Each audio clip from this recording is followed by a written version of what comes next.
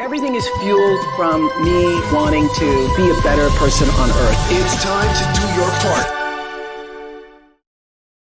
Do Your Part hits the road. We are in Altadena here in LA County, and I'm joined with my uncle, not my blood uncle, but he's my uncle Byron Miller. Google him if you don't know who he is. They didn't have to know I wasn't your blood. Well, that's true, but I want to be honest. This interview is officially over. No, stop. This is our family. These are our family and friends. We want to be honest and transparent with them. How you doing? Man, it's been a minute, man. It's been a long minute. You know I miss you. I love you. I love you too. That's real talk. I know, and I'm glad I'm here. That's real talk. I have to call you and hunt you down and do stuff. You're so dramatic. But, look, it's all good. It's good to be home with you, and it has been too long. Mike, man, you got equipment. Look at you. Listen, speaking of equipment, we're in his studio where a lot of heat is pumped out of. I mean, we're going to talk about what you do in a minute, but let me ask you this.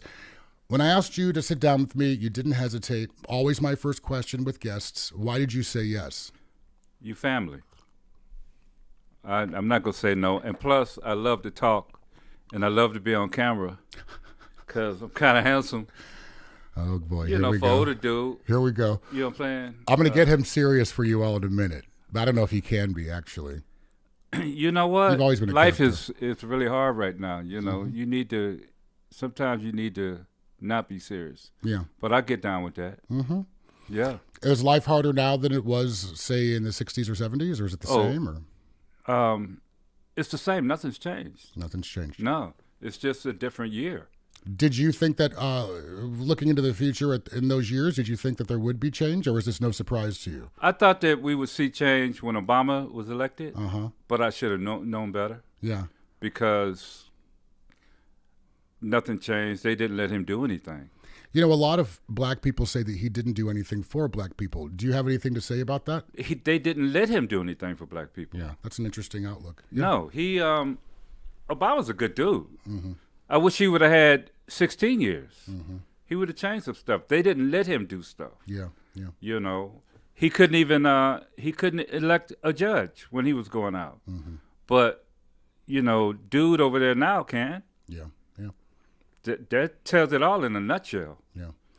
It's interesting because as I grew up, under Reagan and Clinton and all of these different presidents, the one thing that they all kind of had in common. You were, what, teenager? I was preteen. I'm 43. I was I was young teens. Quit you're playing. Hold on, I want to lose my thought. But the one thing that they all had in common, listen, the one thing they all had in common was that they had some sort of sense of compassion towards people. Am I right? No. No, they had to be like that on camera. Mm-hmm. But what do you think the dinners were like with the families and the words that were used and the real? Come on, man, yeah. It has not changed. And let's talk about your upbringing. I know you're from Detroit. I want to hear your backstory. I want to hear about from little Byron to medium Byron to big Byron. I'm psycho-based now, though. That's right. Sorry, psycho-based. Yeah, little Byron. I grew up in Hard Time, Mississippi. I grew up in Detroit, Michigan. Yeah, there we go. I was born in 1954. I was in the 1967 riots in Detroit, where we lived on Tuxedo and Hamilton. It's 4 of us and my mama.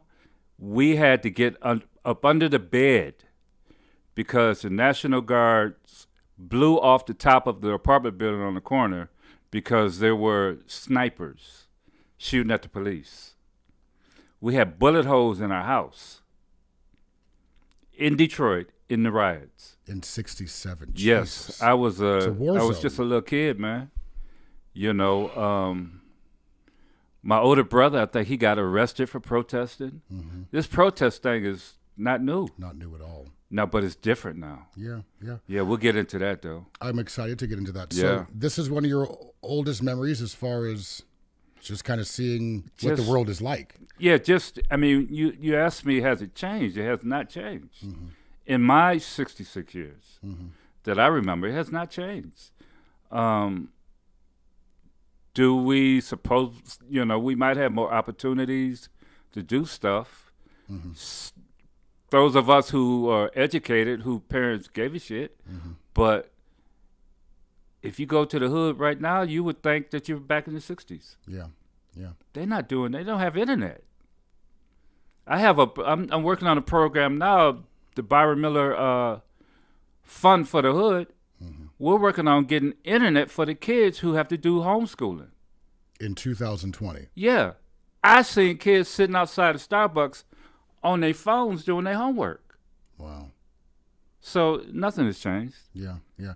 There's been a lot of conversation as far as black people all having opportunity. They just choose not to find it.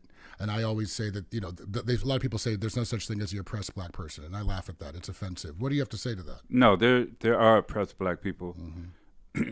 Everybody's different. Some of us are raised with parents that are like, no, I'm going to raise you and teach you how to get out of this. You don't have to sit in your own stink if you don't want to. If it's comfortable for you, and a lot of times when you're young, you get caught up. It's the people you run with. You get caught up and you're there. When I go back to Detroit, there's still brothers that never been on an airplane, never been off the block. And that's still going on. These cats are 50, 60 years old. How much of that is choice and how much of that is circumstance? I would say it's 50-50. Okay. I like that answer. I think that that's right. Yeah. I have a lot of people, as far as conversation is concerned, tell me, you seem to be well achieved and accomplished. Like, why can't people be like you? And I'm like, because we're not all the same, and my circumstances were different. I did have a little bit of a leg up, just as far as where I was raised. Speaking of race, so let's go back to Detroit. So roof blown off, National Guard coming in and just turning this into a war zone. What else? Tell me more about Detroit and just Detroit was a hard place, but a good place to grow up in, especially being a musician. But I didn't start playing till later years. But was it segregated when you were young? Yes. Got it. Yes, but I grew up in a city right in the middle of Detroit called Highland Park, where it was white and blacks. We went to school together, so we didn't have to be bused. We had our own mayor. We had our own police department. It sounds like it was a progressive area for the time. For the time, yeah. But it was still a lot of crazy going on. A principal of our high school got Sheila Warren pregnant. A student? Yeah, in my class. Sheila Warren pregnant, and he did time in the pen. Yeah. I'll never forget it because I had a crush on Sheila. She was fine, too. She was bow-legged, had a big old booty. Well, apparently if the principal's trying to get at her, right? Damon White got it. Wow. Yeah. So that's hood talk, though. Yeah. Yeah. I'm I'm sure it still happens. I just seen a white girl got locked up for having sex with one of her students. Yeah, happens often. Yeah. And that's just the ones we know about, Yeah. I ain't gonna tell you about my teachers. Oh, jeez. I know. We know how much swag you possess, so I can only imagine. But go on. No. So Detroit was it was a murder capital of the world when I was growing up there. Wow. More people died, especially black on black crime. The police were shooting and beating cats. So and we'll go back to, like I said, nothing has changed. Nothing. The difference is cell phones. We're seeing it now. Back then, they didn't have cell phones. Right. Will Smith mentioned that, and I think that that's the common denominator, is now things are actually being captured on video. And they still don't give a shit. No, you're right. People, they just want to try to defend it. It's very bizarre. Yeah. Instead of just seeing things for what they are and saying, wow, that's really shitty. It's like, well, maybe he didn't comply, or, oh, well, maybe he didn't, it's like, it doesn't matter the backstory or George Floyd, well, he was a bad person, and everybody has a past. That doesn't take away from the action. Right. What about racism, and as far as you growing up in Highland Park, if dealing with white folks, it sounds like you might have had an easier experience than a lot of people at that time. No, it was still, still being black in Detroit. Quick story is when I was in junior high, mostly black school, gym class, they made all the brothers, we had to take swim classes, but they made all the brothers swim in the nude. We could not wear swimsuits. Are you kidding me? It was not allowed. Then the gym teacher would go through after, you get out, you get in the shower and you wash off the chlorine. He would come in and take his finger and rub your ankle to see if you had washed your ankles.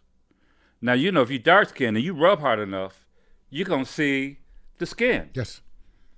Some cats he would have in there for 45 minutes trying to wash off. That's racism. It's crazy. He might get arrested nowadays. Yeah. That was in my junior Ferris High School.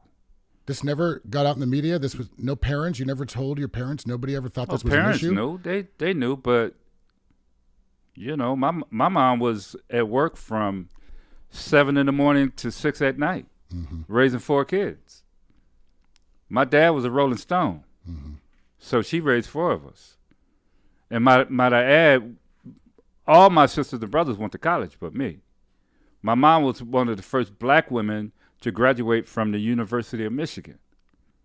So we're all educated. I'm probably the dumbest one. I imagine you're the most established one, Well, yeah. Yeah, because I have notoriety. Yeah.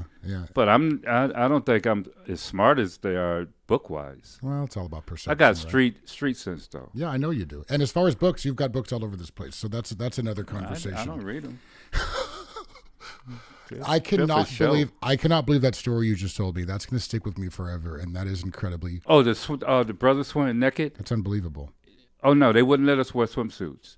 And if it wasn't an ankle, it was the wrist. They would rub it, and if dirt came off, you had to go back in the shower. And this is a place where you're supposed to learn. This is a place of education. Yeah, and if you were late to your next class, it's because you didn't wash up and shower after swim. All right, move on from that. That's breaking my heart. Go on. Really? Yes. Come on. Again, I know it's part of the experience, but it's another example of how, people say, oh, animals. It's like, well, we're being treated like animals. How dare anybody do that? How dare you use your sadistic, feelings and use them on kids of any color, let alone. That was in the 60s. Okay. Yeah. So go on, move on. So tell me more about high school. That was junior high. High school was interesting because as a freshman, I played sports. I played football. And I broke my foot. So I don't know. My mom's name was Frederica. Where she got the inkling to stop at the music store and buy this old raggedy bass and just hand it to me. Just hand it to me. Wow.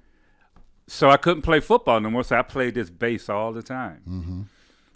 I went to take music in high school. They said, no, you're too old to start playing music here. You should have started in grade school. So they wouldn't let me take music. Just a no. Yeah, but they put me in the high school Hall of Fame in music.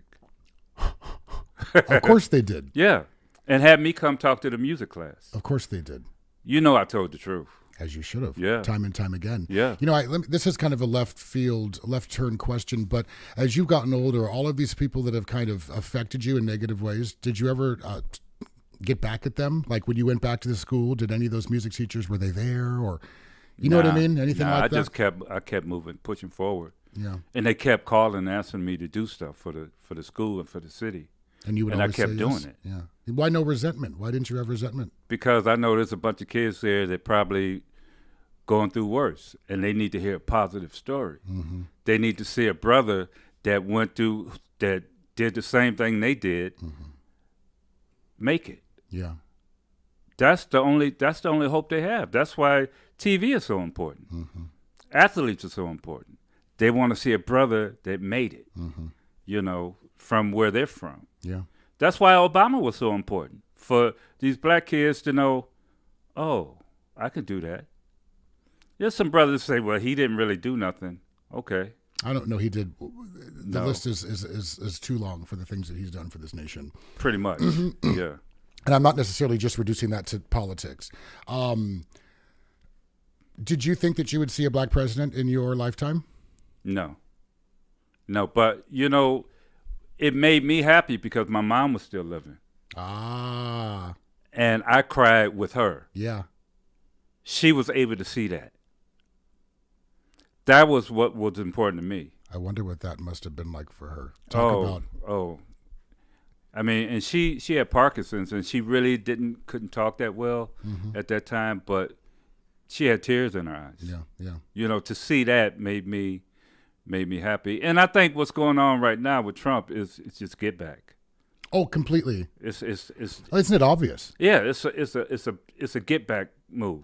Well, it's obvious when he's taking away needed programs and, situations that are already in place that are to help people, and he's stripping them. It's obvious that he's just being a Obamacare baby. is on his way out. Yeah, Pre-existing conditions. Let's call it the Affordable Care Act, because when you call it Obamacare, right, that's... Well, what? Well, No, I agree with you. It you is got to call it Obamacare. what it is, though. Right, but when people who are ignorant or don't quite understand that they're two in the same, and the benefit of it, when you hear Obamacare, there's that division again, right?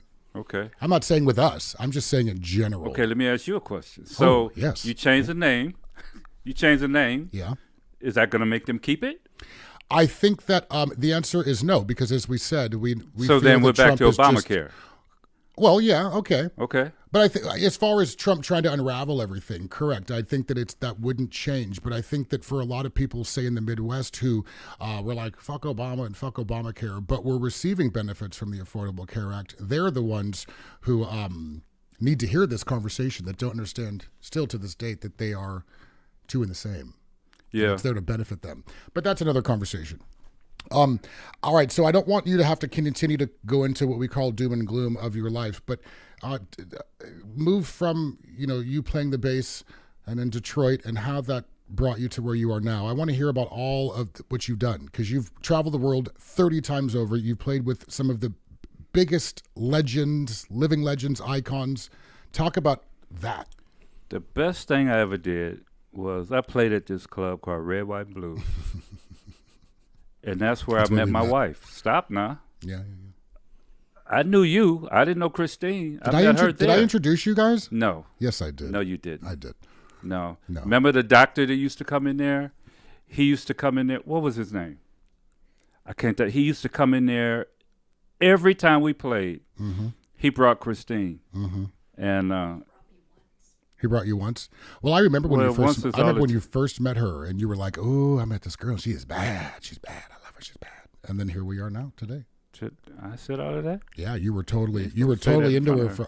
for whatever. It's years now. It's But okay, she can all do right, this. back. So I'm in Detroit, in high school, teaching myself how to play bass, sneaking in clubs with grown folks, sitting in playing jazz music. Roy Ayers comes to town. I'm 17. I sneak in the club, and I get to Roy, and I say, "Can I sit in with you?" He's like, "What are you even doing in here?" Right. I said, "You don't know my music." I said, "I know every song you ever did."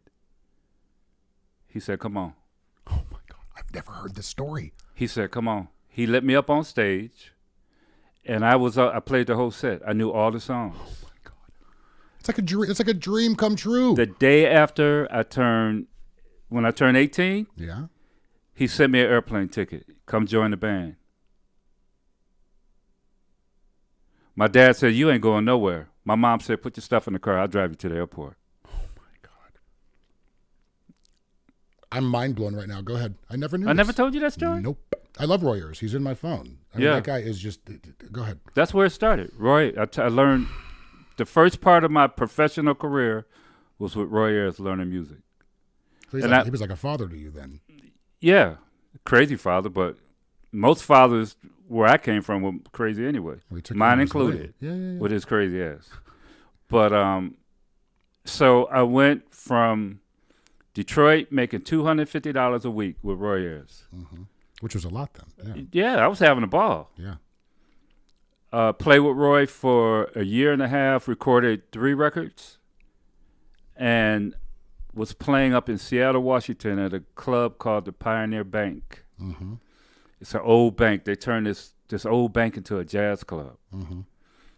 So I'm playing in this club, and this guitar player, this drummer, and the road manager came to check out Roy Ayers. So the guitar player was Carlos Santana. The drummer was Ndugo Chancellor, who ended up being my best friend. Right. Rest in peace. Yes, and the road manager. They heard me play, and just so happened that after the show, and Dougal was in the room next to me in the hotel. So we were right next to each other. So we're putting our key in the door, and he's going in the door. Mm-hmm. He's like, man, you bad, man. They're interested in you. Carlos wants you in the band. Oh my God. So 2 weeks later, I get a call to join Santana. So I go from making $200 a week to making $5,000 a week with Santana, plus profit sharing, meaning that we got a piece of the gate. When people were coming in, I'm a little black boy from Detroit. I never heard of profit sharing, and Duke had to explain to me what it meant. Mm-hmm. So, and Roy didn't speak to me for 2 years after that. Because you left him. Yeah. But I had to. Yeah. That was part of the growth. Mm-hmm. You know, and then 2 years playing with Santana, George Duke called. Now there was some stuff going down with Carlos Santana at that time, with the brothers in the band. It was me and Dougal and Greg Walker. Mm-hmm. You know, we had swag and stuff, and he kind of didn't dig that anymore. Mm-hmm. So he fired Greg Walker and me. Mm-hmm. And because of that, and Dougal quit. Ah, okay. So we went to do the George Duke band, where I got my first gold record. And you're still in your 20s, right? Yeah, early 20s. Okay. Yeah. So it just kept happening like that. Doors just kept opening. Yeah. You just kept honing in on your craft and doing a good job and doing what you loved. God just kept blessing. Right. You know, and the Lord knows I couldn't do nothing else but play music. Mm-hmm. I couldn't read it. I taught myself how to do that. Mm-hmm. And then when I got out here, I started doing recording sessions and stuff. Mm-hmm. So I played that, did George Duke, did all of that. George started doing records with Stanley Clarke, so I had other time. So I started playing with Herbie Hancock. Then Marvin Gaye heard about me. I didn't know this. Go ahead. So Marvin called. Hey man, I want you to come down and audition for the band. I said I don't do auditions.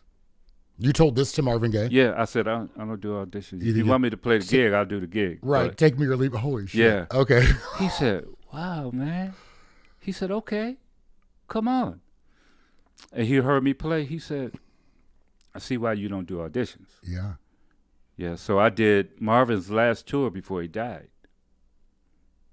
I did his last tour before he died. Wow. And then, and if he hadn't passed, who knows what kind of future or relationship you guys would have, yeah, right? I probably did some writing with him and whatnot. But Marvin had a death wish, man. He did too much coke. Really? Yeah, he partied way too hard, but he had a good time. I didn't know that. Oh yeah, he's doing records called "Sanctified Pussy" and all of that. Okay, I guess that speaks. Come volumes. on, it's kind of party. Did you do cocaine with him? No, not with him. Mm-hmm. All right, no, but you're being honest. No, I went to Brazil, Rio de Janeiro. Uh-huh. Which turns out at the same time I was there, Christine was there. We just didn't know each other. No way. Yeah, she was cooking on a boat or something. This was in the 70s? She was on a Love Boat. Love Boat. This was in the 70s? Yeah. Rio, Cocaine, and Christine. That should be the name of your next album. No, I don't think so. It's okay, called my next record's called Real Love. And we're going to talk a bit about Feeling Some Kind of Way, because that's your newest song, release. Yeah. Real Love is. That song is going to be on Real Love. Real Love is out now with Stevie Wonder. Uh-huh. He was just here, right? Yeah, Stevie Wonder playing harmonica, and I was just with Stevie the other night. I was going over. He's doing the music to the new Malcolm X movie. Okay.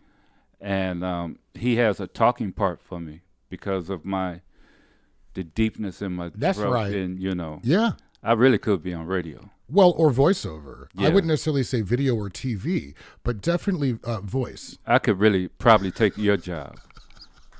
But you have personality. Feel it himself. I think no, so. I love you. I appreciate that. Wow. Okay. Continue. So where we're at? So you left off at Marvin Gaye, and then Marvin he passed Gaye. away. Yeah. So Marvin died. So there was 2 years where I was just doing recording sessions, and then I get a call from Marcus Miller, great bass player. Okay. The other bass player, Marcus Miller, and he said, "Hey man, Luther Vandross just fired his bass player." I don't know what you're doing, but can I give him your number? I said, okay. So Nat Adderley Jr. called, the musical director. Mm-hmm. I want to fly you to New York. If you're available, the gig is yours. No audition, No nothing. meeting, nothing. I don't do auditions. Right. So I got the gig right away. And the next 16 years, I played with Luther until he died. So your longest gig ever was with Luther? With Luther Vandross. 16 years. 16 years. Okay, go on. Wow. So this was he was like family. Yeah, still is family. That must have been hard when he passed. It's still, it's gotten easier. Yeah. But, yeah. I mean, Luther loved my kids. He flew from New York to give Pilar and Chelsea diamond earrings on Christmas Eve. Wow. Gave them the earrings, got back on the plane, and went back home. That doesn't get more family No, than it's that. crazy. Yeah. It's crazy. Actually, family that you like. Good. Yeah, yeah. So he was family. So I did that for 16 years. Then not long after, then I was just here in Pasadena. I started doing the jam session thing because I wanted to keep my chops up. Mm-hmm. I think I did a record that really didn't do anything right after that. Things got kind of hard, the gigs wasn't coming in like I wanted them to. And then I started doing the Red, White, and Blues where I met you and met a lot of great people. Mm-hmm. And brought a lot of great people in. Yeah. A lot of famous people. And, met my wife, got married, and we kind of put our love together and bought this house. And, I don't know how I talked her into letting me do this studio. We did the studio. And then I started doing my own records. Yeah. I did the first Psycho Bass record here. Did okay. My last record did really well, which is paying for this record now, which is the single is climbing the charts. It's going to be number 1. Nice. And what's the name of the single? Real Love. And it's featuring Stevie Wonder and Walter Beasley. This is huge. Yeah.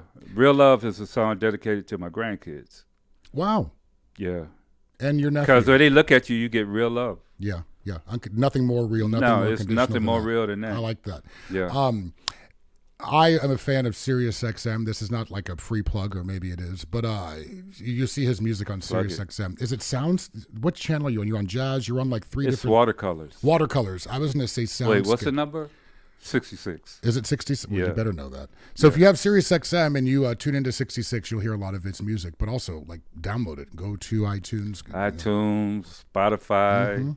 You already hear a lot of his Amazon. background. You know it's going to be more than quality. So what's interesting about you is I don't want to use the word savant, but it's like you're a bit of a prodigy in a sense, like as far as what you do. I mean, the fact that these names are coming to you speaks volumes about the talent that you possess. Do you see yourself as kind of this musical prodigy or no? You know what? And obviously my mom's seen it. I had a gift, Yes. which was the name of my last record. I don't know. So I just used that gift to, when you can't do, when the only thing that you can do is what you know you can do, then you better be good at it because you got to eat. And I had too many kids not to be able to feed them. Well, when you're making $5,000 a week in your early 20s, in the 60s, you're pretty much good to go. Yeah. So It's a great leg up. it was a shape of things to come. Yeah. I made more than that with Luther every week Well, I can only imagine. for 16 years. Yeah. So when he died, it was, all right, now I need to do something. Because you get comfortable for 16 years. When you lose a job, when you're used to making that money, you kind of... Most people don't work in one place for that long. you kind of tripping a little bit. Especially doing what you're doing, Yeah. Let me ask you this. I don't want to... I do want to actually bring race back into it. So I feel like your experience is very different from most of us because you kind of move in this group of celebrities and you are a celebrity in your own right. So with that said, do you think that your experience was different? Like, do you think that you got it easier because you were rolling in this group and you were known? You're flying first class, you're flying private. You know what I mean?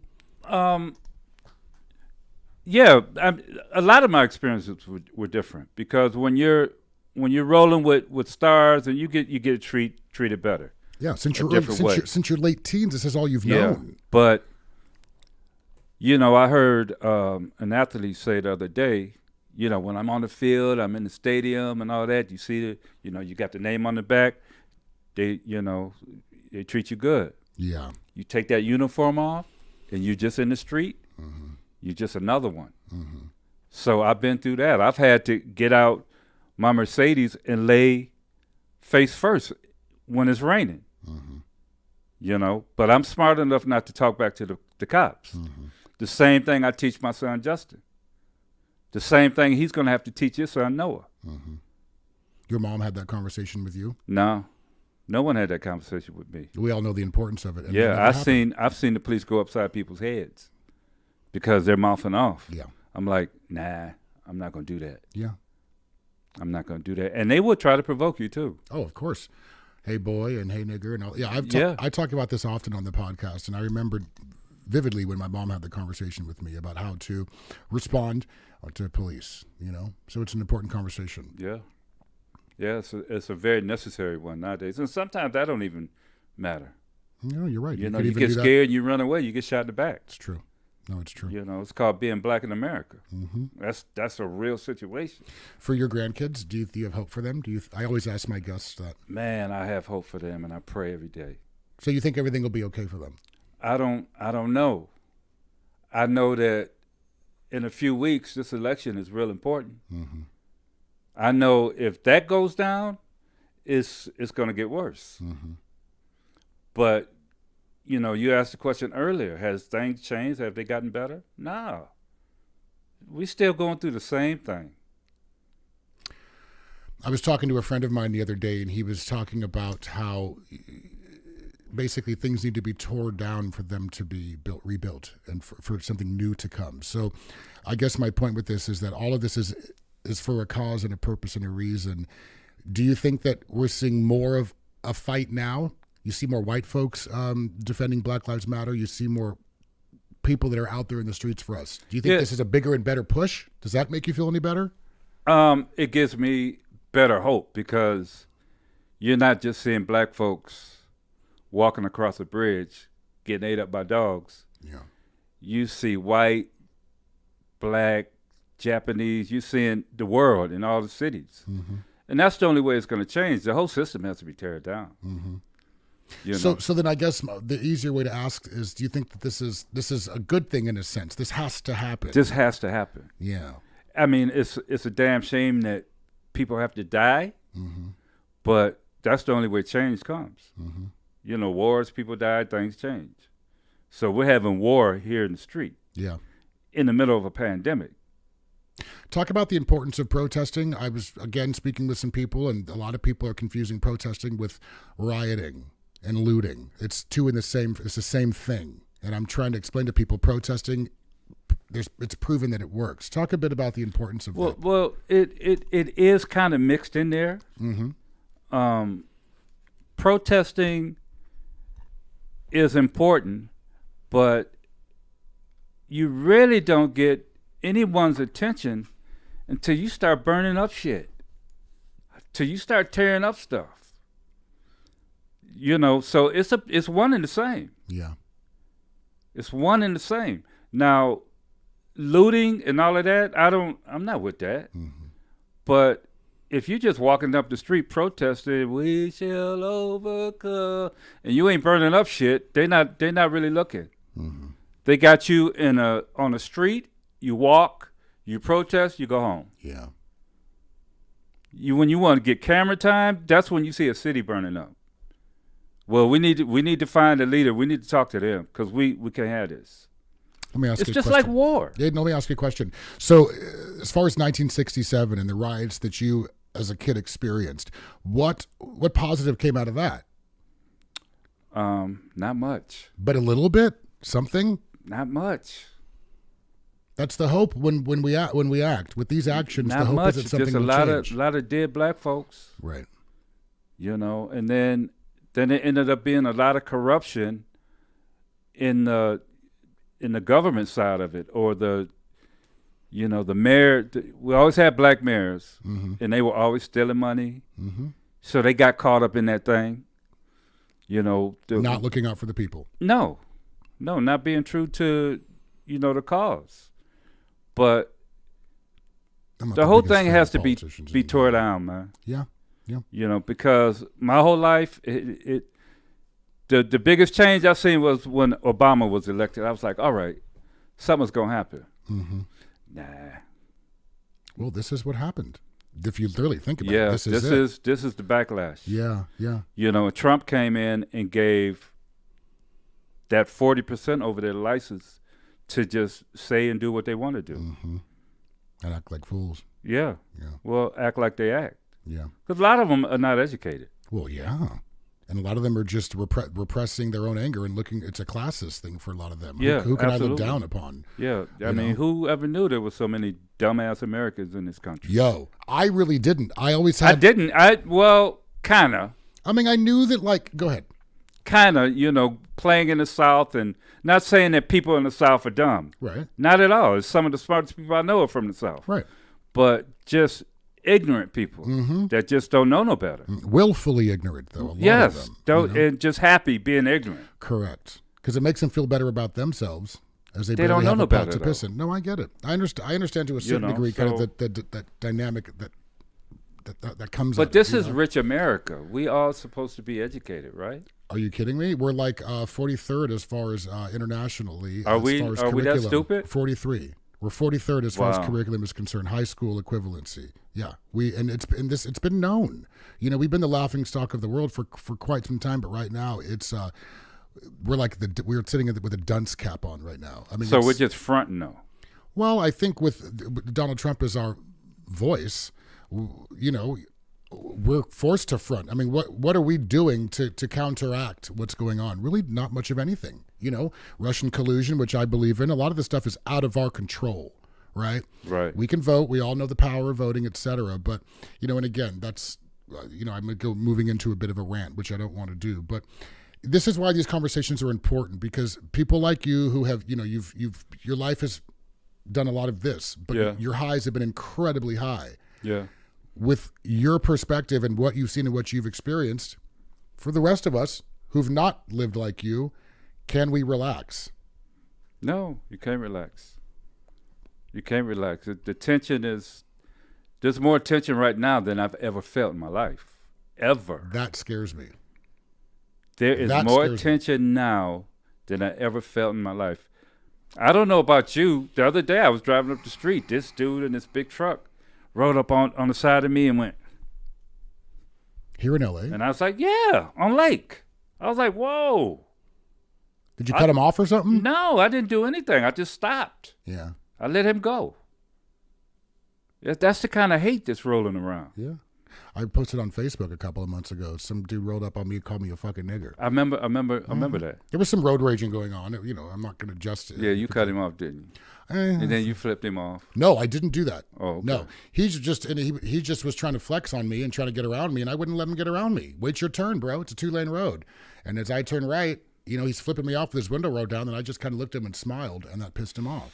Then he rolled up on me and was about to get out of his car, and I was like, oh, this is what we're doing. Yeah. Really? Yeah. And, I work in news. Again, I had, my partner with me at the time, and he jumps out of the car ready to tear this dude's face off, and I'm like, yo, no.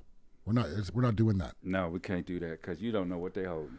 A, we don't know what they're holding, and B, I need to make sure that I'm in control of my actions and emotions at all times. And by me losing my head, it's not good. And then somebody pulls out their cell phone camera as I'm stepping on this guy's head or vice versa. No, I'm not doing that. I like to be in control of my shit. But so as you said, a perfect example of you here in Altadena, Pasadena, and still you're seeing racism blatantly. Yeah. Yeah, it's knowing you, stronger now. I would never have guessed that you would have responded that way. The Byron I know would have talked shit.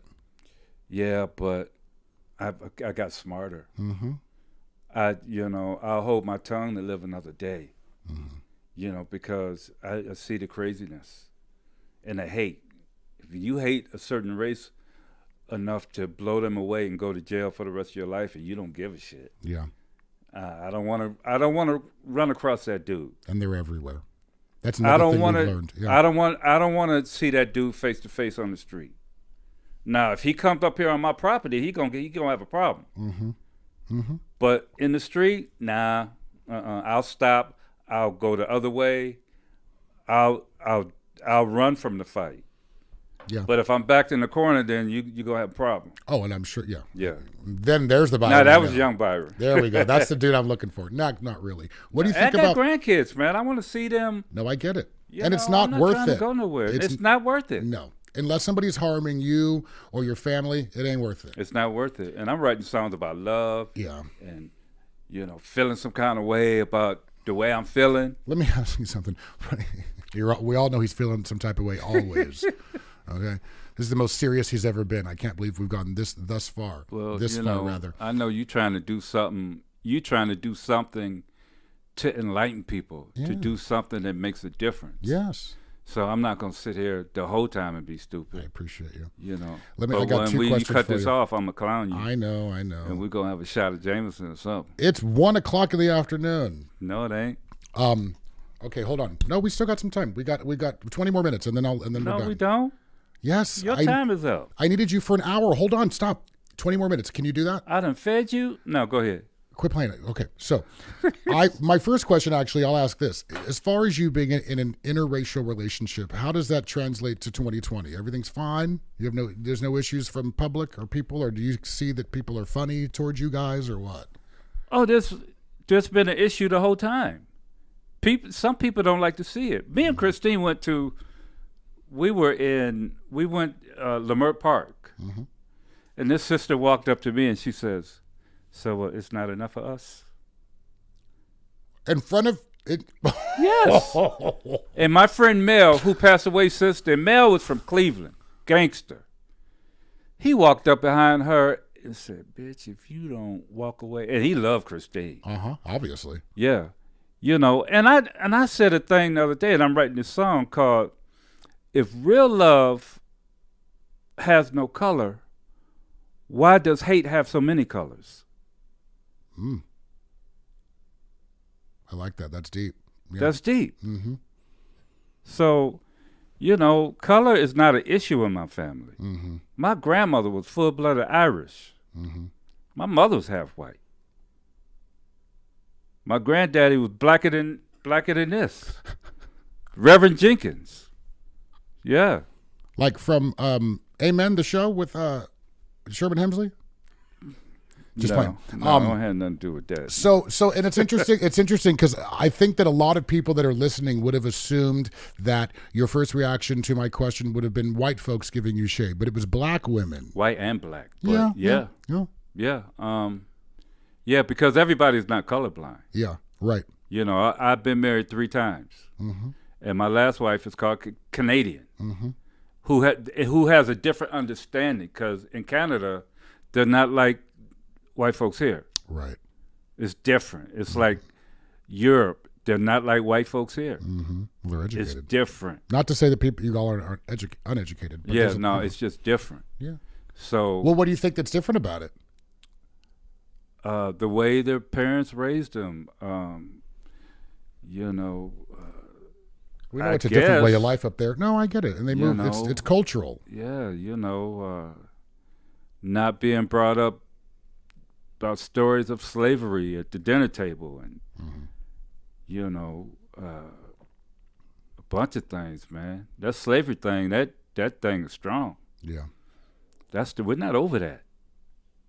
We're not over that. I don't know if we ever will be. And to be shot in the streets now, it's bad, man. It's bad, and this dude in the White House has to go. Let me ask you this: if you had if you could try to come up with some sort of solution, as far as this, trying to revise or revamp the police forces, like what change would you make within that? Would you say there needs to be more people of color on the police force? Would you say that there needs to be more sensitivity training? What's missing? With the police force, I would make every cop take a lie detector test. Oh. Do you hate niggas? Yeah, right. Do you use that word, nigga? Right. And if they didn't pass that, they couldn't be a cop. And that's simple. It's pretty cut and dry. Yeah. Why not? Why not do that? Well, maybe it's not legal. I don't know. Well, maybe it should be though. That's another question. But tell the viewers why you think that that's a good idea. Because there are, in the middle of the police department, they're gangs. Right. They talk about how many of us they gonna get. Right. Now, if they're talking about training, defund them, and all that, no, we got to figure out who we're defunding or who we're training. Mm-hmm. Because if you're in training, you can say one thing and do another thing, mm-hmm. and lie about it. So we need to figure out who's telling the truth. Who's wearing that hood late at night? You know, who got the hood on? Yeah. Again, very, very cut and dry. Yo, very direct. Hey, you got a hood at home? Yeah. Yeah. Oh no, you can't be a cop. Thanks for applying. Yeah, thank you. See ya. Good luck to you. Yeah. I like that solution. Again, there's several solutions, but that's one. I mean, I know that there's some controversy as far as how well lie detector tests work, but again, I think that is something that makes sense. That is something that can be applied to a person to really get inside their head and learn their to character. Everybody. You don't have to, black, white. There's some Latin cops that are hell on wheels. Totally. Yeah, that will beat the wheels off you if you say the wrong thing. Right. But there were some people who've dedicated their life to getting into the police force just so they could torture our kind. Yeah. Just as simple as that. Yeah. And everything in between. And and then there's always the ones that were in school that got bullied. Mm-hmm. And then they got a badge. This is their time to get. Oh, now you're going to get your ass whipped. So funny. I was with some friends of mine last month. We were going to a funeral up in the Bay Area, driving in my hometown, and a small incident with the police officer. He happened to be somebody that we went to high school with. Mm-hmm. He didn't remember us and vice versa, but he flexed on us and was like, you need to pay your penance and serve your penalty and wait here. Because we were trying to get out of a lane to turn left. And so he made us wait while this whole train of cars went around us. He was just making us serve our penalty. And he never remember who you were? He had no clue. He didn't remember who we were, but we saw his last name. No, we laughed. Like, look, we were the same fool you were in high school. You know what I mean? Gun control. What are your thoughts on that? Are you a gun guy? I own a gun here on my property. Okay. Oh, don't worry about it. Good. So the answer is yes. Yeah, I think that we should have the right to protect ourselves. Do you think I should get a gun? I think you should. I don't think you need to roll one in your car, but in your house, if somebody comes in hating on you because of who you are, you should be able to protect yourself. My mom always taught me, you live by the gun, you die by the gun. And if there's one in the house, chances of you dying are just as great as the other person. What do you have to say to that? Well, if someone comes in your house with a gun and you don't have one, then you don't have a chance. So, in these times, you have to give yourself a chance. Mm-hmm. A lot of people, their rebuttal is, well, okay, so if somebody breaks in my house, then I have to now go to the closet, put in a key, unlock my safe. By that time, you were already shot, right? No, you got to be smarter than that. Mm-hmm. You got to be able to get to your stuff. That's just an As they say, get to your shit. Okay. All right. Speaking of shit, we got 10 minutes left. I know you got a busy day. You got a lot ahead of you. I always ask my guests this, and I know that I'm kind of catching you off guard, but we like to create some sort of solutions for listeners, right? So a lot of people that I talk to, I'm like, how can we help people kind of combat their own underlying prejudice, or how can we help people create their own dialogue? What is inner dialogue? So some solutions were like, travel destinations, books to read, TED Talks. I think you'll probably head towards music. But what kind of solutions do you have for people to calm this world down and get people loving on each other a little bit? I think people just to say hi to each other, talk more. Mm-hmm. Now I don't know how to tell a white person that if they've been brought up in their house to hate, but I talk to any and everybody. Mm-hmm. I can honestly say there's not a race I hate. I'm colorblind. I don't hate anybody. Would you say that you have any underlying prejudice? I will have to think about that. That's interesting. It's a tough question. Most people that I ask usually say okay, and they actually say yeah.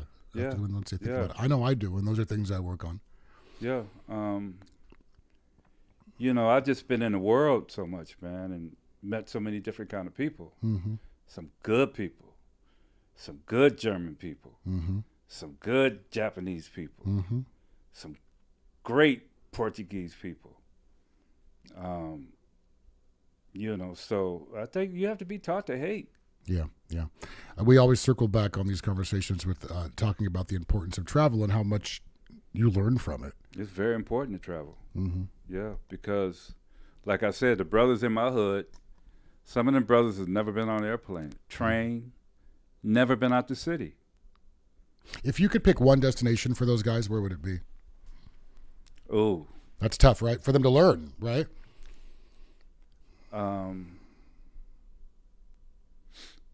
That's deep. That's a tough one, right? The first place was like Jamaica, where they can see some other black folks that talk with an accent. Interesting. Yeah. Okay, that was your initial. Okay. Yeah. Or London. The first place I went when I left this country was London. Patti LaBelle took me to London to play a CBS record convention. Oh wow! And put me in the Worcester Hotel. I had like the Dorchester with yes, yeah, that's one of the I ballers. had suites. Yeah, I was tripping. The Dorchester is like 5 seasons. You know that already. Yeah. You've been there. And I was talking to a brother, and he was talking with that accent. I was like, "Why do you sound like that?" As you're in his backyard. What? You all right, bro? Oh, you're funny. Yeah. So to hear brothers speak with another accent, it's mind blowing. it was deep. And then I've met some brothers that can't speak English. Yeah. I went to South Africa. It was deep. Couldn't speak English. And then I learned that's about the stuff that people need to see. Go on. Yeah. South Africa would be a good place probably 20 years ago because they have the blacks, the coloreds. What are the coloreds? The coloreds they're different. They're a different race of black people. Would we be the coloreds? We would be coloreds. Gotcha. I'd never heard this. Yeah. They got the blacks, the coloreds, and the coloreds more accepted by the white folks. It's deep. Well, sounds very American. Yeah. And the blacks rob the white folks. And they'll kill the coloreds if you get in the way. Damn, geez. These are Africans. Yeah, but this was back in the day. Yeah. When Mandela was locked up. I did the African American African Summit in South Africa. And Bill Clinton was there. Who else? What was the attorney that got OJ off? Oh, Kardashian? No. No, the brother who Johnny died. Cochran. Johnny Cochran, Jesse Jackson. Wow. We all had dinner in Mandela's guest house. You got to eat with these folks? Yes. All right, hold on. So let me ask you this. So out of your 66 years of living and out of all this cool shit you've done, what's the most memorable? Is it that? What's the one story? Is it that? I don't know if I have one. Man, that one, are you kidding me? That one right there. Yeah, I did that. I played a stadium in South Africa with Luther Vandross where we had Army escort to get in and out. And in front of the escort, you could see the blacks coming out from the side of the road, robbing the white folks crazy. It was crazy. As you're rolling up to perform, you're seeing all this mayhem. Crazy. I also played in East Germany before the wall came down. Oh, wow. That was crazy. What was the energy like? It's dark. It was awful. Dark, cold. Yeah. Cold, but they love jazz. Dark, cold. And they took us from the venue to the hotel, and they told us, do not walk out the hotel and walk on the street.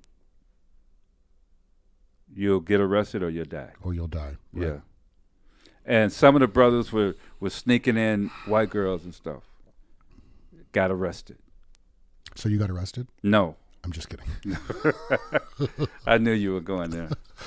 No, I've seen a lot of stuff in different parts of the world. And this is why I wanted to come talk with you. I wanted to, kind of reintroduce you to some people that don't know you as far as you musically and what a brilliant man you are, but also your story and your perspective. So this is mind-blowing. All right, so destination to travel to: South Africa, Jamaica, and London. Go to Cape Town. I went to Soweto, and was in the church where, when those people came out their church, they got slaughtered. You were there for that? No, I went there. I went there with Jesse Jackson and Bill Clinton. You know, and was actually in that church all day, man. I couldn't wait to leave.